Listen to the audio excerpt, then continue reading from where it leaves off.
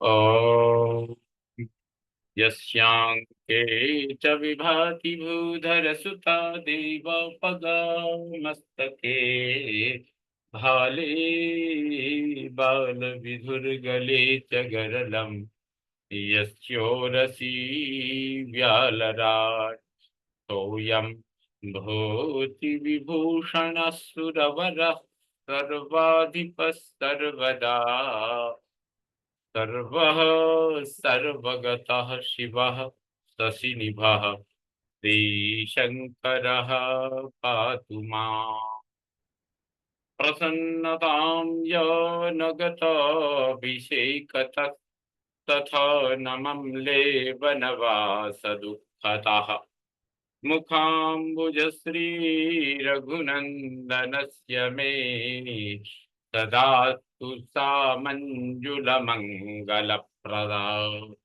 नीलाम्बुजश्यामलकोमलाङ्गम् सीतासमारोपितवामभागम् पाणौ महासायकचारुचापम् नमामि रामं रघुवंशनाथम्। भवतां समेषां श्रीमद् वाल्मीकि रामायण पारायण उपक्रमे हार्दं स्वागतम् अभिनन्दनं च। इदानीम् अयोध्याकाण्डस्य एकादश सर्गः आरभ्यते। इस सर्ग में कैकेयी का राजा को प्रतिज्ञाबद्ध करके उन्हें पहले के दिए हुए 2 वरों का स्मरण दिलाकर भरत के लिए अभिषेक और राम के लिए 14 वर्षों का वनवास मांगना, यह सब वर्णन वर्णित है। तो तम मन्मथ सरैर्विद्धम कामवेगवसानुगम उवाच पृथिवीपालं कैकेयी दारुणं वचः। भूपाल दशरथ कामदेव के बाणों से पीड़ित तथा काम वेग के वशीभूत हो उसी का अनुसरण कर रहे थे। उनसे कैकेयी ने यह कठोर वचन कहा। नास्मि विप्रकृता देव केनचिन्नावमानिता अभिप्रायस्तु मे कश्चित् तमिच्छामि त्वया कृतम्। देव, न तो किसी ने मेरा अपकार किया है और न किसी के द्वारा मैं अपमानित या निंदित ही हुई हूँ। मेरा कोई एक अभिप्राय है यानी मनोरथ है और मैं आपके द्वारा उसकी पूर्ति चाहती हूँ। प्रतिज्ञां प्रतिजानीषु यदि त्वं कर्तुमिच्छसि अथ ते व्याहरिष्यामि यथाभिप्रार्थितं मया। यदि आप उसे पूर्ण करना चाहते हो तो प्रतिज्ञा कीजिए, इसके बाद मैं अपना वास्तविक अभिप्राय आपसे कहूंगी। तामुवाच महाराज कैकेयीमीषदुत्तमा कैशेयीमीषदुत्स्मयः कामी हस्तेन संगृह्य मूर्धजेषु भुवि स्थिताम्। महाराज दशरथ काम के अधीन हो रहे थे। वे कैकेयी की बात सुनकर किंचित मुस्कुराए और पृथ्वी पर पड़ी हुई उस देवी के केशों को हाथ से पकड़कर उसके सिर को अपनी गोद में रखकर उससे इस प्रकार बोले। अवलिप्ते न जानासि त्वत्त प्रियतरो मम मनुजो मनुज व्याघ्रात् रामादन्यो न विद्यते। अपने सौभाग्य पर गर्व करने वाली कैकेयी, क्या तुम्हें मालूम नहीं है कि नरश्रेष्ठ श्री राम के अतिरिक्त दूसरा कोई ऐसा मनुष्य नहीं है जो मुझे तुमसे अधिक प्रिय हो। तेनाजयेन मुख्येन राघवेन महात्मना तपेते जीवनार्हेण ब्रूहि यन्मनसे हितम्। जो प्राणों के द्वारा भी आराधनीय है और जिन्हें जीतना हिररी के लिए भी असंभव है, जिन्हें जीतना बहुत ही इस संसार में असंभव है, कोई भी उनको जीत नहीं सकता है। उन प्रमुख वीर महात्मा श्री राम की शपथ खाकर कहता हूँ कि तुम्हारी कामना पूर्ण होगी। अतः तुम्हारे मन की जो इच्छा हो उसे बताओ। यम मुहूर्तमपश्यन्तु न जीवेतमहं ध्रुवम् तेन रामेण कैकेयी तपेते वचन क्रियाम। कैकेयी, जिन्हें दो घड़ी भी न देखने पर निश्चय ही मैं जीवित नहीं रह सकता, उन श्री राम की शपथ खाकर कहता हूँ कि तुम जो कहोगी उसे पूर्ण करूंगा। आत्मना चात्मजैश्चान्यैर्वृणेयं मनुजर्षभम् तेन रामेण कैकेयी तपेते वचन क्रियाम। कैकेयी नंदिनी, कैकेयी नंदिनी, अपने तथा अपने दूसरे पुत्रों को निछावर करके भी मैं जिन नरश्रेष्ठ श्री राम का वरण करने को उद्यत हूँ, उन्हीं की शपथ खाकर कहता हूँ कि तुम्हारी कही हुई बात पूरी करूंगा। भद्रे हृदयमप्येतत् अनुमृश्योद्धरस्व मे एतत् समीक्ष्य कैकेयी ब्रूहि यत् साधु मन्यसे। भद्रे, कैकेयी राजकुमारी, मेरा यह हृदय भी तुम्हारे वचनों की पूर्ति के लिए तत्पर है। ऐसा सोचकर तुम अपनी इच्छा व्यक्त करके इस दुख से मेरा उद्धार करो। श्री राम सबको अधिक प्रिय हैं, इस बात पर दृष्टिपात करके तुम्हें जो अच्छा जान पड़े वह कहो। बलमात्मनि पश्यन्ति न विशंकितुमर्हसि करिष्यामि तव प्रीतिम सुकृते नापि ते तपे। अपने बल को देखते हुए भी तुम्हें मुझ पर शंका नहीं करनी चाहिए। मैं अपने सत्कर्मों की शपथ खाकर प्रतिज्ञा करता हूँ कि तुम्हारा प्रिय कार्य अवश्य सिद्ध करूंगा। सा तदर्थमना देवी तमभिप्रायमागतम् निर्माध्यस्थाच्च निर्माध्यस्थ्याच्च हर्षाच्च बभाषे दुर्वचम वचः। रानी कैकेयी का मन स्वार्थ की सिद्धि में ही लगा हुआ था। उसके हृदय में भरत के प्रति पक्षपात था और राजा को अपने वश में देखकर हर्ष हो रहा था। अतः यह सोचकर कि अब मेरे लिए अपना मतलब साधने का अवसर आ गया है, वह राजा से ऐसी बात बोली जिसे मुंह से निकालना शत्रु के लिए भी कठिन है। तेन वाक्येन संहृष्टा तमभिप्रायमात्मनः व्याजहर महाघोरम अभ्यागतमिवांतकम। राजा के उस शपथ युक्त वचन से उसको बड़ा हर्ष हुआ था। उसने अपने उस अभिप्राय को जो पास आए हुए यमराज के समान अत्यंत भयंकर था, इन शब्दों में व्यक्त किया।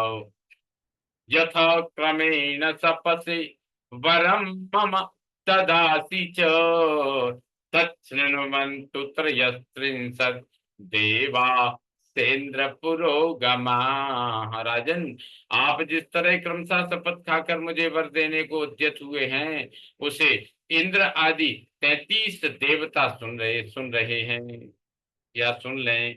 चंद्रादित्यौ नभश्चैव ग्रहारात्र्यहनी दिशः जगच्च पृथिवी चेयम् सगन्धर्वा सराक्षसाः निशाचराणि भूतानि गृहेषु गृहदेवता यानि चान्यानि भूतानि जानीयुर्भाषितं तव।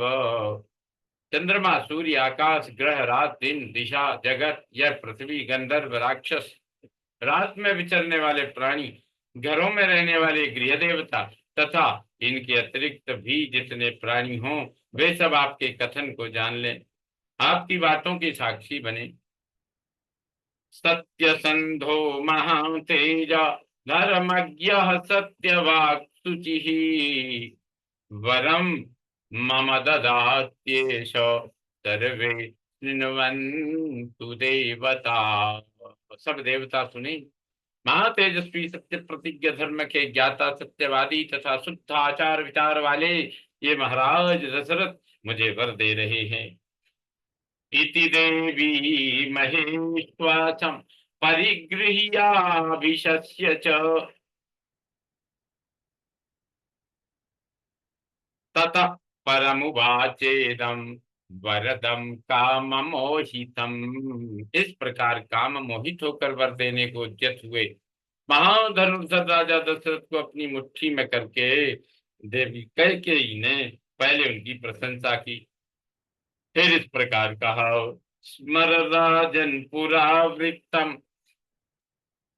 तस्मिन् देवासुरे रणे तत्र त्वां च्यावयत् शत्रुस्तव जीवितमंतरा। राजन, उस पुरानी बात को याद कीजिए, जबकि देवासुर संग्राम हो रहा था, वहां शत्रु ने आपको घायल करके गिरा दिया था, केवल प्राण ही नहीं लिए थे। तत्र चापि मया देव यत्त्वं समभिरक्षितः जाग्रत्या यतमानायास्तमो ततो मे प्रददौ वरौ। देव शुद्ध युद्ध स्थल में सारी रात जागकर अनेक प्रकार के प्रयत्न करके जो मैंने आपके जीवन की रक्षा की थी, उससे संतुष्ट होकर आपने मुझे 2 वर दिए थे।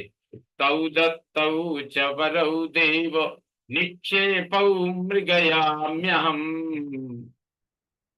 तवैव पृथिवीपालो सकाशे रघुनंदन। देव पृथ्वीपाल रघुनंदन, आपके दिए हुए वे दोनों वर मैंने धरोहर के रूप में आपके ही पास रख दिए थे। आज इस समय उन्हीं की मैं खोज करती हूँ। तत्प्रतिश्रुत्य धर्मेण न चेत्तास्यसि मे वरम अद्यैव हि प्रहास्यामि जीवितम त्वद्विमानिता। इस प्रकार धर्मतः प्रतिज्ञा करके यदि आप मेरे उन 2 वरों को नहीं देंगे तो मैं अपने को आपके द्वारा अपमानित हुई समझकर आज ही प्राणों का परित्याग कर दूंगी। वाङ्मात्रेण तदा राजा कैकेय्या स्ववशे कृतः प्रचस्कन्द विनाशाय पाशं मृग इवात्मनः। जैसे मृग बहेलिये की वाणी मात्र से अपने ही विनाश के लिए उसके जाल में फंस जाता है, उसी प्रकार कैकेयी के वशीभूत हुए राजा दशरथ उस समय पूर्व काल के वरदान वाक्य का स्मरण कराने मात्र से अपने ही विनाश के लिए प्रतिज्ञा के बंधन में बंध गए। ततः परमुवाचेदं वरदं काममोहितं वरौ देयौ त्वया देव तदा दत्तौ महीपते तौ तावदहमद्यैव वक्ष्यामि शृणु मे वचः अभिषेक समारंभो राघवस्योपकल्पितः अनेनैवाभिषेकेण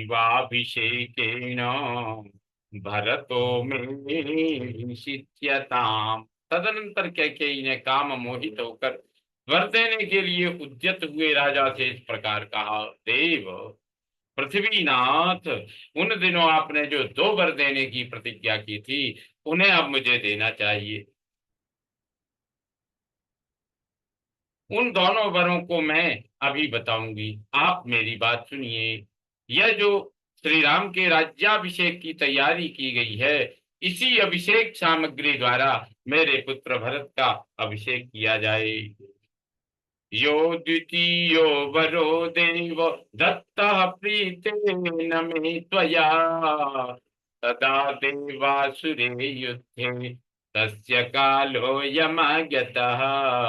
देव, आपने उस समय देवासुर संग्राम में प्रसन्न होकर मेरे लिए जो दूसरा वर दिया था उसे प्राप्त करने का यह समय भी आया है।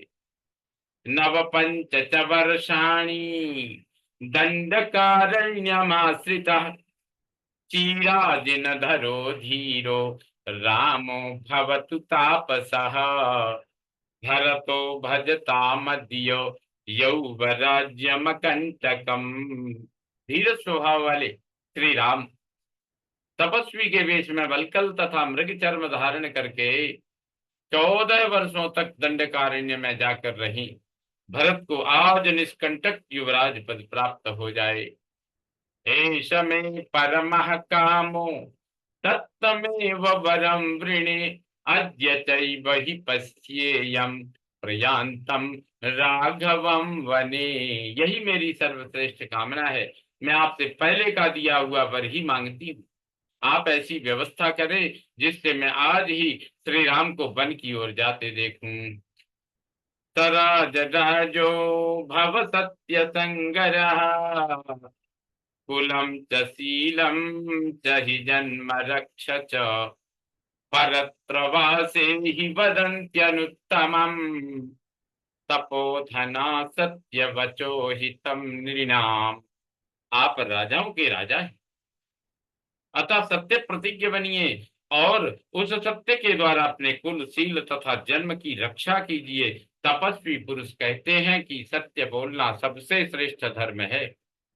वह परलोक में निवास होने पर मनुष्यों के लिए परम कल्याणकारी होता है। इत्यार्थ श्रीमद् रामायणे वाल्मीकि आदि काव्ये अयोध्या कांडे एकादश सर्ग संपूर्णतां याति। ओम पूर्णमद पूर्णमिदं पूर्णात् पूर्णमुदच्यते पूर्णस्य पूर्णमादाय पूर्णमेवावशिष्यते। ओम शांति शांति शांति। सर्वे भवन्तु सुखिनः सर्वे सन्तु निरामयाः सर्वे भद्राणि पश्यन्तु मा कश्चित् दुःखभाग् भवेत्।